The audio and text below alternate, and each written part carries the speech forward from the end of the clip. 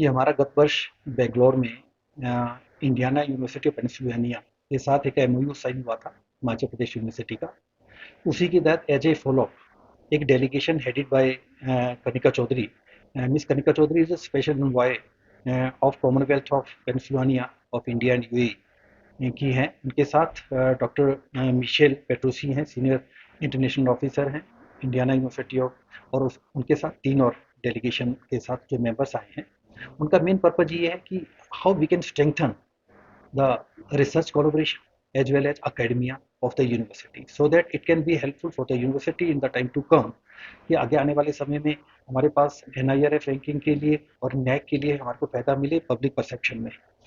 पहला हमने कोलैबोरेशन किया है रिसर्च में। रिसर्च के साथ जो हमारे यहाँ पीएचडी कर रहे हैं, पीएचडी के स्टूडेंट्स हैं, हम अलाउ कर रहे हैं कि हम जो डाटाबेस बनाएंगे हमारी जो इंपॉर्टेंट बॉडीज है रिसर्च को लेकर के, उसमें उनके एक्सपर्ट्स जो हमारे यहाँ पर सम्मिलित हों, और हमारे यहाँ के हम डाटाबेस अपने एक्सपर्ट्स की लिस्ट उनके पास शेयर किए हैं हमने, उनके पास भेजेंगे ताकि हमारे कुछ एक्सपर्ट्स वहाँ पर सम्मिलित हों। दूसरा, हम जो है टीचर्स एक्सचेंज प्रोग्राम में अभी हम आने वाले समय में कोशिश करेंगे कि हमारे एक डेलीगेशन डीन्स का, तो कम से कम जो सब्जेक्ट्स वहाँ पर हमारे कॉमन एरियाज हैं, डीन्स का एक डेलीगेशन जो है वो वहाँ पर Pennsylvania is a government university and very big government, very renowned government university of USA, Indiana of Pennsylvania state. तो हम चाहेंगे कि हमारे टीम्स जो है डिफरेंट फील्ड्स के वहाँ पर जाएं, उनका एक्सपोजर हो वो आकर के। और सेकंड हमारा पर्पज रहेगा, हमने एक समर कैंप वहाँ पर स्टार्ट करने का निर्णय लिया है। 15 दिन का समर कैंप होगा। हमारे कुछ विद्यार्थी, हालांकि लिमिट है 10 से 15 से ज़्यादा विद्यार्थी नहीं जा पाएंगे इस एक समय में।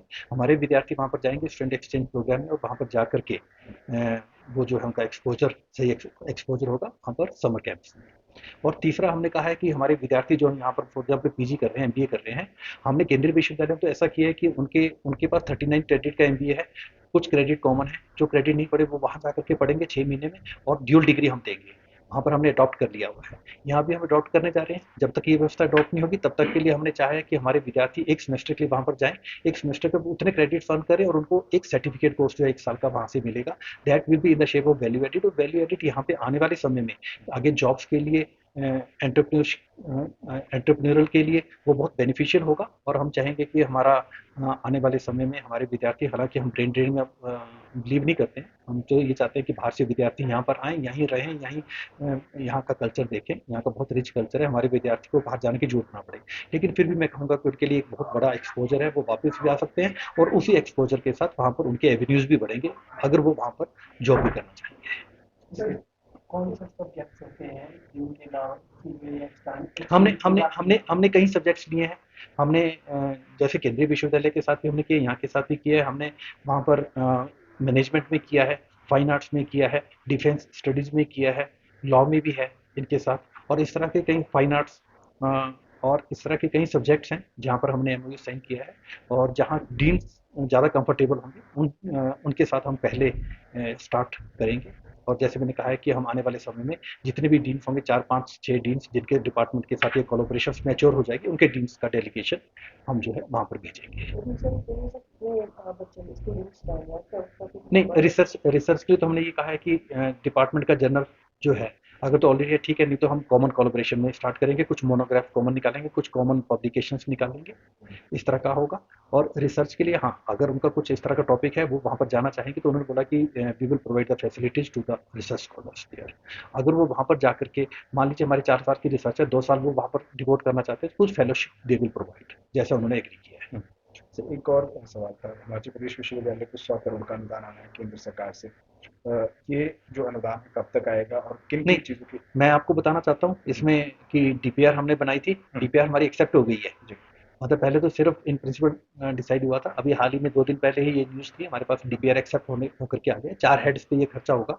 ये कंस्ट्रक्शन के लिए होगा, रेनोवेशन के लिए होगा, इंफ्रास्ट्रक्चर के लिए होगा, अकेडमी के लिए होगा। 4 हेड्स में ये खर्चा होगा। और मुझे लगता है कि ओवरऑलिंग हो जाएगी इस विश्वविद्यालय के। 100 करोड़ रुपये पहली बार आए, इतने बड़ा अमाउंट, बहुत अच्छी बात है, और पूरी ओवरऑलिंग होगी। लेकिन जिस दिन सीएम साहब यहाँ पर आए थे उस दिन मेरी उनसे चर्चा हुई थी। सीएम साहब इज़ वेरी काइंड इनफ कि उन्होंने ये कहा था कि यहाँ की सैचुरेशन आ गया है, और उन्होंने हमारे को अलाउ कर दिया, डीपीआर बननी शुरू हो गई है सेकंड कैंपस गुवाहाटी के लिए। उन्होंने अलाउ कर दिया और हमारी डीपीआर बननी स्टार्ट हो गई। मुझे लगता है कि सेकंड फेज का एक्सपेंशन इस विश्वविद्यालय का अब गुवाहाटी के लिए जाता है। क्या कुछ टेक्नोलॉजी वाइज भी जो है यूनिवर्सिटी में एक्सपेंड किया जाएगा, कहीं नई आधुनिकताएं लाई जाएगी, ऐसा नहीं कुछ लाई होगा? जाएगी, जैसे मैं कह रहा हूँ कि हमने आर्टिफिशियल इंटेलिजेंस मशीन लर्निंग के साथ इनके साथ अभी हमने टाई अप किया है। इस तरह की आधुनिकता नेचुरली जो टेक्नोलॉजी हमारे को चाहिए, टेक्नोलॉजी में बहुत एडवांस है। अभी मैं ताइवान गया था एक गवर्नमेंट इंडिया के डेलीगेशन में। ताइवान में हमने सेमीकंडक्टर पे जाके रिसर्च इंस्टीट्यूट का देखा, 85 टू 87% टेक्नोलॉजी ताइवान पूरे वर्ल्ड को दे रहा है। और उसमें भी हमारे 4 इंडियंस हमने देखा जिन्होंने कंट्रोल किया पूरा। हमारे इंडियंस बहुत अच्छी टेक्नोलॉजी को समझते हैं। और वो पूरे अगर मैं देखूँ यूएसए का कैलिफोर्निया का सैन फ्रांसिस्को का जो है वो पूरा का पूरा हैंडल कौन करे? हमारे इंडियंस हैं। हमारे इंडियंस के पास बहुत अच्छा माइंड है, बहुत अच्छा ब्रेन है। तो मुझे लगता है कि वो टेक्नोलॉजी अगर हम यहाँ पर भी लाएंगे और हम कोशिश ये करेंगे कि हमारे ब्रेन बाहर ना जा करके यही देश की सेवा करें।